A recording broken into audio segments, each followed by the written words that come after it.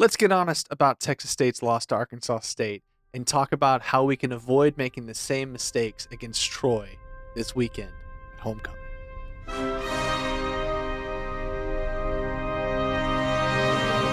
Welcome back to Wizard Wednesday. I'm your host, Zach, and man, do we have some stuff to talk about.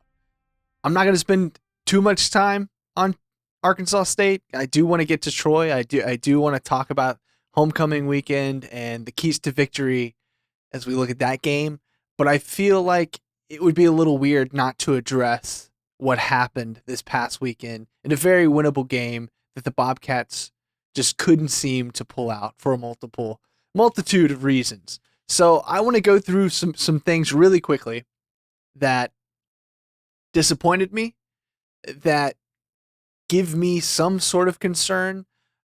And then I want to reassure you that maybe the sky isn't falling down and the season isn't over, and that everything that we still would like the team to accomplish is possible, although certainly less likely than it was a week ago.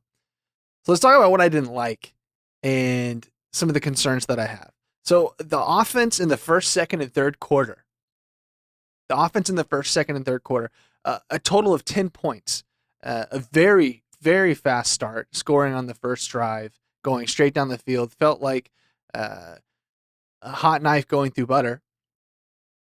And then the Arkansas State defense started giving us some different looks. They started to do some stuff that ODU did last year against us, in which they would have 3 down linemen, drop most people back into coverage, but not only drop them back into coverage, but really spread out the coverage. It's like super wide zone type stuff. I don't really know what to call it. I'm not sure. Again, I'm an untrained eye here, and I haven't researched enough to understand what it is, but I know it looks different. It's not exactly what Brian Flores does in the NFL, but it has the same flavor at times where they'll spread it out super wide, a wide zone. And sometimes, 3 down linemen, sometimes they'll bring backers down and simulate a blitz. Sometimes they're actually blitzing. The O-line kept Brad upright, and Brad made the right decisions most of the time, I would say. He missed some throws, but players are going to miss throws. If he was perfect, if he didn't miss some throws, he wouldn't be playing at Texas State. Honestly, he'd probably be making millions. If he was perfect, he'd be making millions somewhere else. And even the guys that make millions and millions of dollars don't make every single throw. So I'm not going to sit here and say that I'm disappointed that Brad missed some throws and there was some miscommunications. That's not the big deal. But when a quarterback is not having as much success as you would like him to have, you have to have a counterpunch, and you certainly can't increase the difficulty by having penalties like holdings, false starts, all this other stuff. So the offense in the first, second, and third quarter, there's just a lot going wrong all at once. Unfortunately, while the defense was playing its best ball of the season. And I see the comments. I hear the fan base. And I'm not one to tell you how to fan. So whatever you feel in your heart is the right thing to do to fix all these issues. I believe in your right to have those thoughts. I say that to say I see all the comments about the defense, and we'll get there, but the first 3 quarters were a dang good defense. At 10 points on the road against Arkansas State, against a very accomplished quarterback. We hit them a ton too. It looked good. That is the blueprint. You see the blueprint of what this defense can be. I'm not ready to say that we have a defense that can't get it done, can't compete in the Sun Belt. I see all the doom and gloom on the defense. It was good. It was good for 3 quarters. But unfortunately for us, there are 4 quarters in a football game. And the 3 quarters that our offense wasn't playing great, our defense kept us in the game. And then as soon as our offense started playing amazing, our defense, I don't know. I don't know what happened in the fourth quarter. We'll talk about the last drive, but I don't know in general what happened in the fourth quarter. Jalen Rayner started beating us with his legs, which is an issue for our defense, for every defense in the country. But you'd think, we got to have some type of solution for it. We can't just have it keep happening over and over again, year after year, and say that, he's just very athletic and he's making plays. And yeah, like, but we have athletes on our side of the ball too. I saw some spying of Jalen. I think it worked sometimes, but the problem with that, which we saw on the last drive, is that if you spy a quarterback, that guy has to stand in one place, watch the quarterback, spy the quarterback while also kind of being in pass coverage. But it's like a split responsibility. And it's a situation where oftentimes that person's always going to be wrong. If they go downhill towards the quarterback, you can throw it in the middle of the field where the spy was. If they stay out and they cover the middle of the field, the quarterback can get outside and get out. So all this to say, I hope that despite the press conference where Dexter McCoy disagreed with the premise that this defense has issues with running quarterbacks, we can disagree with the premise. I just hope that there's a plan because we have a running quarterback coming in this week. So you don't have to agree with the premise, but certainly have to find some way to slow this guy down. Man, I am rambling, but I'm going to get to this. So complimentary football, not a thing this past weekend, but that's not the biggest issue. Let's go into what I think is the second biggest issue, which is the defense in the last drive and not the defensive players. I didn't like the play calling. And I'm not the only one on this island, but prevent defense, I don't get it in that situation. I don't understand it. There was a minute left on the clock. There were 2 timeouts. Prevent defense is designed to stop explosive plays downfield, right? And in order to do that, you're always, when you're limiting something or you're eliminating something, you're giving something up. It's the whole game of football is a numbers game based on, give and take essentially. Well, when you play prevent defense, you are eliminating the deep ball for the most part, but you're allowing everything underneath. You're wide open underneath, nothing. And when you have a minute left to drive down the field, in college football, the clock stops after a first down. And if you're playing prevent that deep, it was also very soft coverage.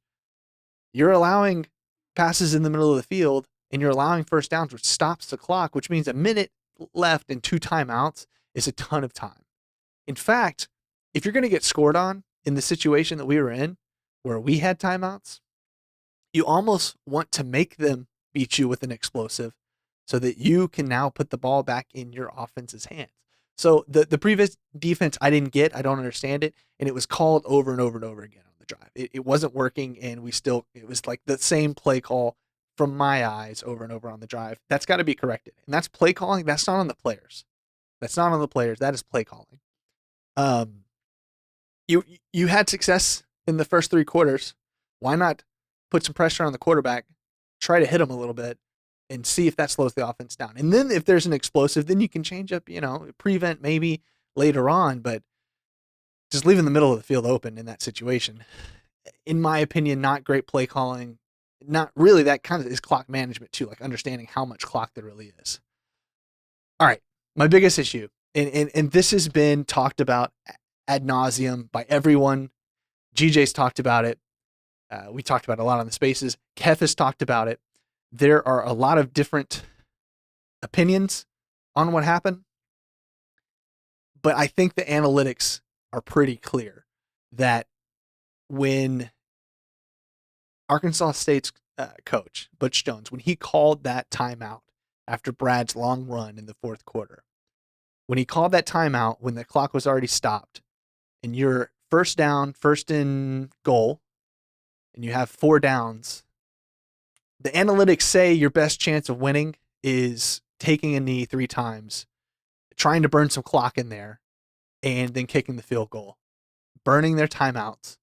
And, if you miss the field goal, they're now backed up with no timeouts and somewhere between, depending on how you do it, somewhere between 10 and 20 seconds left on the clock with no timeouts.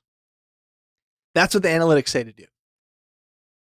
Now, having said that, I think it's also important to acknowledge that it's very easy for me, sitting in this chair where I was watching the game, to make that call without any pressure. With knowing that I can make the call myself here and what I want to happen, but I don't have to do a press conference afterwards. I don't have to justify it to players. There's no pressure on me whatsoever to make that call. So I understand how GJ made the call to go for the points. I understand that. And I believe he was aware of all the options. He said there's an A, B, and C option. I think the A option was score the touchdown, or I don't know which one is which, but one option is score the touchdown. Another option is kneel it 3 times or something like run horizontally 3 times and then kick the field goal. And then the other option beyond that is to run it or kneel it 2 times to burn as much clock, burn the timeouts, and then on third down, try for a field goal then. Or sorry, try for a touchdown then. So those are like the 3 options. And if it doesn't work, option C turns into option B. Anyways, I think the analytics are clear that the option that is the most likely to win, and I don't want to use the word correct, I want to say the option where analytically you're most likely to win is the option where you kneel it 3 times and then kick the field goal and leave them with somewhere between 10 and 20 seconds with no timeouts to try to drive down the field. Much more difficult to do than driving down the field. Can't miss point afters. You can't miss a pat. Like you can't do that as a kicker, and that really sucks. But there are so many areas. Like this is not this game was lost, I think, in so many different areas. The offense in the first, second, and third quarter didn't take advantage of a great opportunity when the defense was playing well. The defense, when the offense got going, the defense let up. So it was like opposite of complementary football. The defensive playing calling in the last drive was not good. And then finally, the kicker, the one thing I think analytically that it affected the most is the decision to run it in for a touchdown after Brad's long run. That being said, all is not lost. There are things to look forward to, and I think that's where we need to transition. Okay, let's go ahead and transition. The Sun Belt is in front of us. We have the opportunity to give losses to every single team that is ahead of us in the Sun Belt West standings.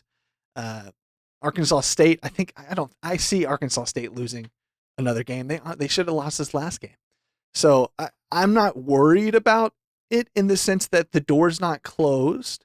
And I think that all of these things on my list that we talked about are all fixable. I am not doom and gloom about the defense like everyone else is. I think that the defense needs to improve at a more marginal rate than everyone else thinks like we're not going to get a lockdown, defense. That's not going to happen.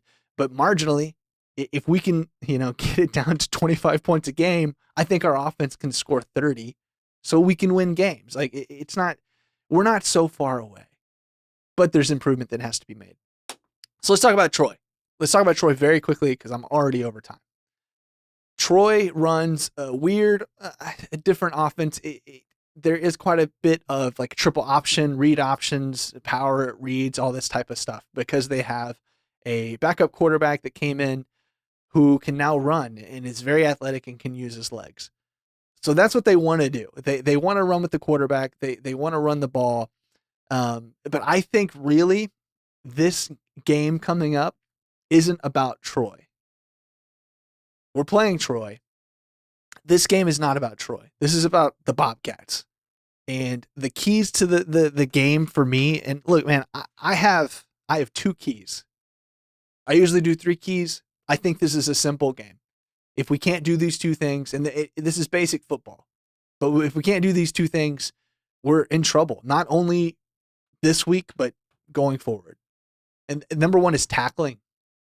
We have to tackle. It was a poor performance tackling.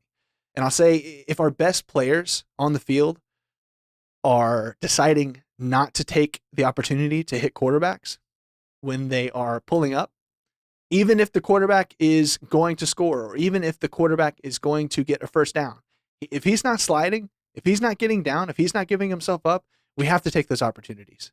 You have to hit the quarterback when you have the chance. You have to swarm to the ball. You have to do this. And when you get your opportunities, you have to make the tackle. So we have to do that this week. If they're running a triple option, their goal is to isolate their guys one-on-one versus our guys. And they're betting that when they do that isolation, when they have the numbers, when it's one-on-one, that we're not going to make the tackles. So you have to prove them wrong. make the tackles, wrap up. Don't get cute. Don't use your shoulder. Wrap up. Fundamental football. Speaking of fundamental football, number 2 is running the ball. This Troy defense last week did get gassed quite a bit in the run game. They have a weird defense as well. And to be honest with you, I looked at it and GJ talked about it being a little weird, a little exotic. I don't get it. I'm trying to figure out what they're doing, and it is far too complex, far too different and strange for my little pea brain. So, but what I can say is there are opportunities to run against it. It's not a impenetrable defense. In fact, South Alabama last week ran quite a bit against it, and so we're going to have to do that as well. Whether that's with Brad, whether that is designed run plays with Lincoln, with Greg Burrell. I think Greg Burrell looked great last week. I'm not sure, but we need to tackle and we need to run the ball. And that's the biggest 2 cop-outs. That's like fundamental football 101, but that's where we're at. Because I believe in Brad Jackson. I believe in the offense. Yeah, the offense had a stinker for 3 quarters, but then they turned it on in the 4th. We're going to get ours. We're going to get our points. We're going to score a lot. If we don't score in the 1st and 2nd, we're going to score in the 3rd. If we don't score in the first 3, we're going to score in the 4th. Like, it's going to happen. But to keep the game in reach, we need to run the football well, not make stupid mistakes like penalties. I guess that can be key number 3 is no penalties. And we got to tackle. Got to tackle. Got to make the most of our opportunities on defense. And that's it. I apologize for the rambly, and I thought I was over it. Until I hit record, I thought I was good. I thought I had said all I needed to say in the spaces. But apparently I had some stuff to get off my chest.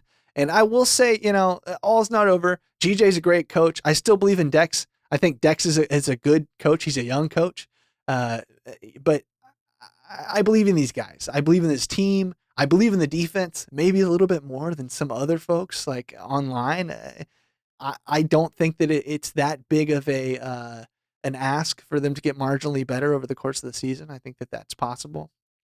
And I will say, this criticism isn't a personal criticism. I'm sure that some folks watch these videos and they say, I really liked point 1 and point 2, but Zach needs to stop saying so much, right? That is a valid criticism. And that's kind of how I feel with the coaches right now. I really like what they do. I think that they've got Texas State in an amazing spot that we could only dream of 3 or 4 years ago. That being said, there are things that are causing us to lose games that we should win. And they have high expectations for this place. I have high expectations for this place. I know you have high expectations for this place. And if the standard, as Kev said, if the standard is not the standard, we're in trouble. We have to continue to raise those standards. At the end of the year, will I be happy with 7-5? Yeah, probably. But right now, the goal is not 7-5. The goal is a Sun Belt championship, and the goal is still in front of this team. It's just up to them all across the board to take the responsibility, make the improvements we have to make, and win some close football games. Because I think there's going to be some close ones the rest of the year. Not all of them, but there are going to be opportunities for us to look at this year, I believe, and say, oh, there was some improvement. There's some growth. And, we made some right decisions there. That's my hope. That's my hope that happened. So, all right. Well, thank you for listening, watching to this, watching this 20-minute long rant that hopefully I can cut down a little bit so you don't have to sit through the whole thing. But please subscribe here on YouTube. Leave your comments. This can be, it's Wednesday. We can leave all of our frustration, our comments out there about this loss, this terrible loss that maybe shouldn't have been a loss. Leave them below. Let me know what you think. I'll read those. Even if your comment is that, hey man, stop ranting, move on. That's fine too. I'm here for it. I'm not, I can throw out the criticism and I can take the criticism. So leave it in the comments below. Appreciate you following us on all the social medias, the X's, which is at Win Now or Get Bent, Instagram, TikTok at WNOGB. Appreciate those that support us in the Patreon. And I think that's it. If you're at the game this weekend, say what's up. Hopefully, homecoming. Hopefully we'll have a large crowd. Would love to see you guys out there say what's up. Would love to chat and hear, meet some of you guys in person. So thanks for watching, and we will see you next week.